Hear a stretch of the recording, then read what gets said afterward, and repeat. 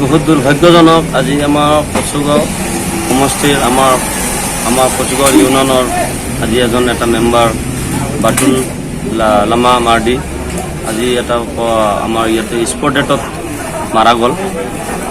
আজি আমি বহুত দুখ অনুভৱ কৰিছোঁ যে আমাৰ ফালৰ পৰা আজি এজন ই ৰিক্সা চালক আঁতৰি গ'ল।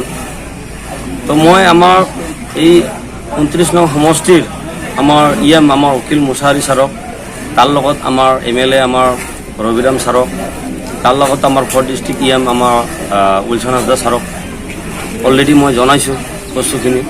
তো মই সকলোকে এটা অনুৰোধ জনাম যে আমাৰ এই যে ই ৰিক্সা চালকে যে মাৰা গ'ল আজি ইয়াতে স্পট ডেটত, সি মানুহজনে একমাত্ৰ এজন এনেকুৱা আছিল, এটা পৰিয়াল বা এটা নিজৰ জীৱন যাপন এটা ই ৰিক্সাৰ ওপৰত নিৰ্ভৰ আছিল আৰু সি একমাত্ৰ এজন পৰিয়ালৰ সি মুৰব্বী এজনেই আছিল। আজি সি মাৰা যোৱা এটা পৰিয়াল মাৰা গ'ল, তাৰ পিছফালে আগফালে এজনো মানুহ নাই। মই এই কাৰণে এটাই অনুৰোধ কৰিম আমাৰ BTR প্ৰমোদ বড়ো চিফ ছাৰক, তাৰ লগত আমাৰ মাননীয় মুখ্যমন্ত্ৰী আমাৰ ডক্টৰ হিমন্ত বিশ্ব শৰ্মা ছাৰক, যে আজি আপোনালোকে খালি ই ৰিক্সা বুলি নাভাবিব। আজি এটা দুখীয়া পৰিয়ালৰ এটা মুৰব্বী, এটা পৰিয়াল উপাৰ্জন কৰা মানুহ, এটা মুৰব্বী, সেই মানুহজনে আজি এটা পৰিয়ালৰ পৰা আঁতৰি গ'ল।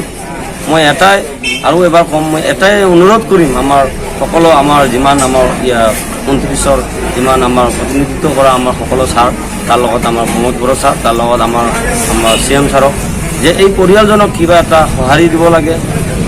যদি পাৰে ছাৰ, আপোনালোকে ইয়াতে আহি এই পৰিয়ালজনৰ ঘৰত সোমাই কিবা এটা অনুদান দিব লাগে। মই এইটোৱে আমি সকলো ইউনিয়নৰ অল চাব ডিভিজনেল ইউনিয়নৰ ফালৰ পৰা আপোনালোকক অনুৰোধ জনালোঁ।